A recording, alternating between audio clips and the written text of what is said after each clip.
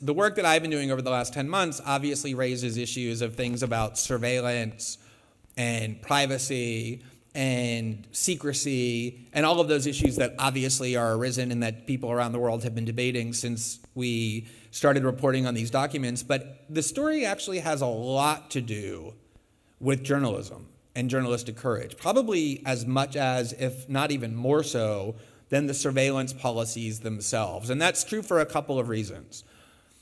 Number one is, in a world in which certain governments, the United States and its English-speaking allies, principally in the UK, Australia, Canada, New Zealand, in a world in which those countries are collecting everybody's communication records, literally everybody's. The goal of the NSA is collect it all. That's their motto. They wake up every day to figure out how they can eliminate privacy around the world, how they can make sure that everybody with whom you're communicating and everybody whom you email is known to them. In that kind of a world, it becomes difficult to understand not only how we can maintain our individual privacy. The reasons why our privacy is threatened from that are obvious, but it also becomes very difficult to understand how we can have a free press in a world in which the government knows every single person with whom we're all communicating.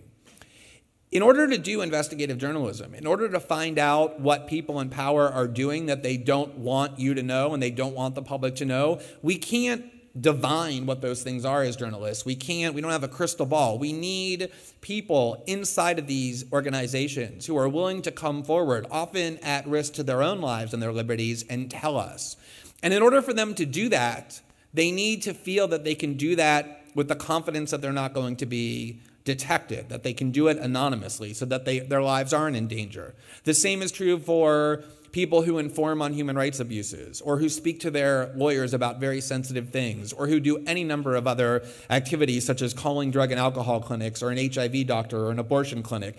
And in a world in which the government is collecting everybody's communication data, it's almost impossible to have a free press, because the sources on which a free press rely will no longer feel confident going to journalists. They will know that if they do, there is a high risk that they're doing so will be known to the government or other people who can threaten them. And in the United States, this has had a serious effect on the ability to engage in a free press. That is an underappreciated aspect of the surveillance state that Edward Snowden enabled us to learn about. But the other aspect of how this story has related to journalism is something I've actually only been thinking about a little bit recently. I was talking to Laura Poitras, my journalism colleague, and she was in Hong Kong with me, and she's a documentary filmmaker, as you probably know, and she filmed almost everything that happened in Hong Kong.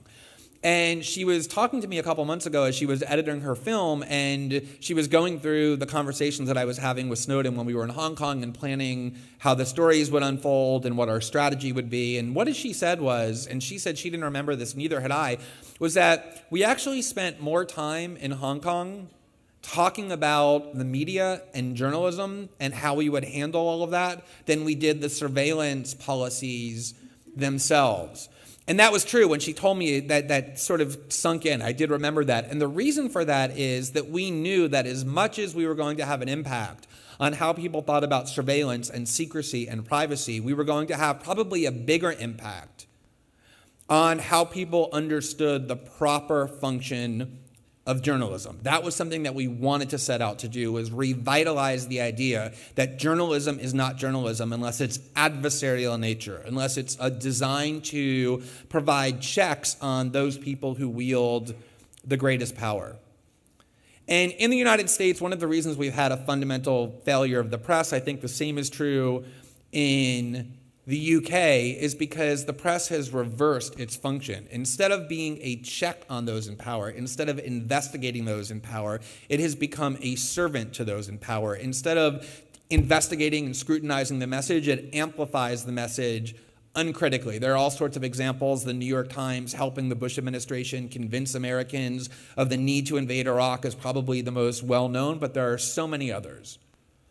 And one of the things we did in Hong Kong was we tried to set out to think about how we were going to report this story in a way that fulfilled rather than contradicted the core premise and core promise and value of journalism. And to do that, we had to think a lot about what that essence of journalism is. And what we decided it actually was was something grounded in the principle that power, no matter where it's found in the world, not just in Iran and Russia and China and all the other places we like to point to as tyrannies, but in our own countries, on national levels and local levels and elected officials and the police, that the nature of how human beings exercise power is that if they can exercise it without challenge and without investigation and without transparency and scrutiny, they will always abuse that power in very serious and substantial ways. And that journalism only has value if it is devoted to standing up to those in power, to being adversarial to them, to investigating the truth of what they're trying